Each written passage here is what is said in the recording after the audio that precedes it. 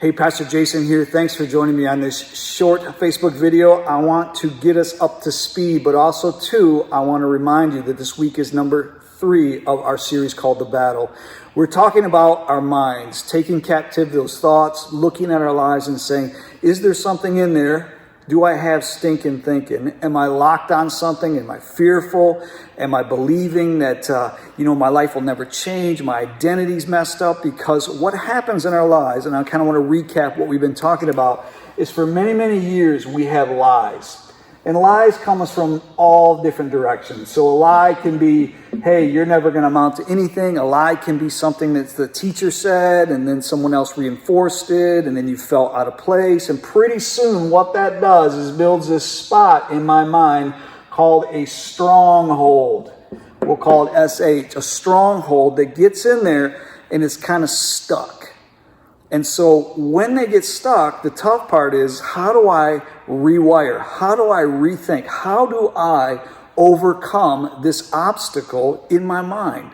When I walk into a room and I think everyone's going to make fun of me, or everyone's going to see me as subpar to them, or where does that come from? Well, I can tell you this, that the enemy is called the father of lies, and his job is to mess this up, to mess your mind up.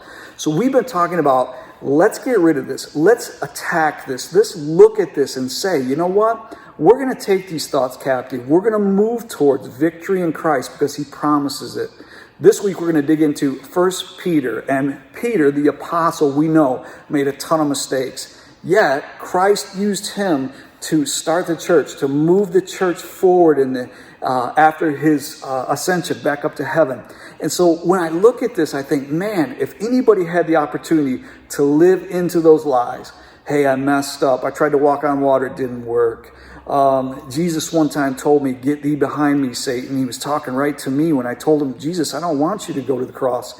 And then there was that time I cut off the ear, and then there was a time I denied. Man, if anybody should live into that, I would think it'd be Peter. Yet, I think Peter, Jesus knew this, that his mind would never be set on those things. That was not his identity. His identity was to live and to be 100% committed to Jesus Christ.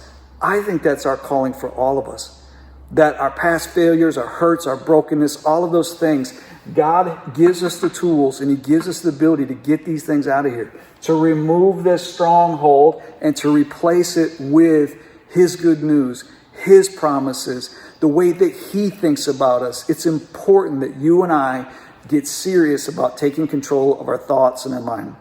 I hope you'll join us this week as we're going to be live at 9 a.m. on Facebook, and then also too here at the campus 9 and 11. You can come join us. I would love to have you as we continue to look at the battle for the mind, taking our thoughts into captivity, thinking these things through, and having victory. This week, stand firm, be strong. But you know what? And it says resist the devil and he will flee from you. I'm going to show you how to do that this week. I hope you'll join us.